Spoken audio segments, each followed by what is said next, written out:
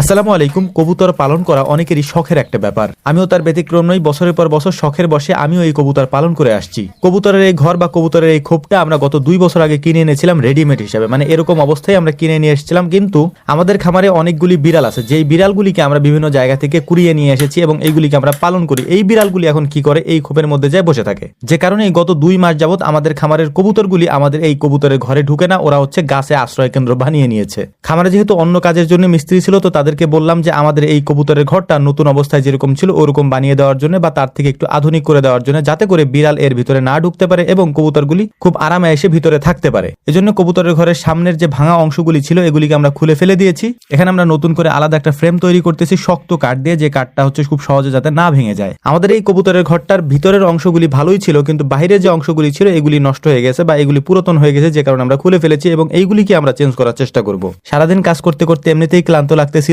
এজন্য যখন এখানে কাজ করতেছিলাম তখন ঘুম আসতেছিল, ঝিমাইতেছিলাম আর কি। আমাদের এখানে অনেকগুলি কবুতর ছিল। এই কবুতরগুলির বেশিরভাগ কবুতরই হচ্ছে আমাদের বিড়ালের পেটে গিয়েছে এবং এই বিড়ালগুলির কারণে এই কবুতরগুলি আর খোপে যায় না, ওরা গাছের মধ্যেই থাকে। তো যাই হোক, আলহামদুলিল্লাহ মোটামুটি আমাদের নেট লাগানো শেষ। এখন এর মধ্যেই দেখলাম যে বিড়াল একটা এসে হাজির। ও দেখতেছিল যে এই ঘরটা আবার কেমনে বানাইলো বা কেন বানাইতেছে। এখন অনেকেই একটা প্রশ্ন করতে পারেন যে ভাই, বিড়ালে যেহেতু এত ক্ষতি করে তাহলে বিড়াল পালেন কেন বা বিড়াল আপনাদের খামারে রাখেন কেন? এটা আসলে মূলত এটার উত্তর আমি আগেও দিয়েছি। এই বিড়ালগুলি আমরা পালি বলতে এখানে আমাদের বিড়াল আছে মাত্র 2টা এবং বাকি যে বিড়াল আছে, অনেকগুলি বিড়াল আছে। এই বিড়ালগুলি মূলত হচ্ছে অনেকে আমাদের এখানে এনে ফেলে দিয়ে যায়। যারা ফেলে দিয়ে যায় তারা স্পষ্টতই জানে যে এরা হচ্ছে যে এই বিড়ালগুলিকে নিয়ে যাবে। আর আমরা বিশেষ করে যে এই মানে অসুস্থ বিড়াল থাকলে, তারপর হচ্ছে যে যদি কোনো বিড়াল আমাদের এখানে ফেলে দিয়ে যায়, ওইগুলোকে আমরা আমাদের খামারে নিয়ে আসি এবং আমরা ওইগুলোকে পেলে পুষে বড় করি। তারপর যদি কেউ চায় তাদেরকে আমরা দিয়ে দিই, আর নাহলে আমাদের খামারেই থাকে বা এখানেই থাকে। আর এই বিষয়টা আমাদেরকে কেউ প্রশ্ন করেন না যে বিড়াল পাইলেন না বা বিড়াল আটকায় রাখেন, এরকমটা আমরা করবো না।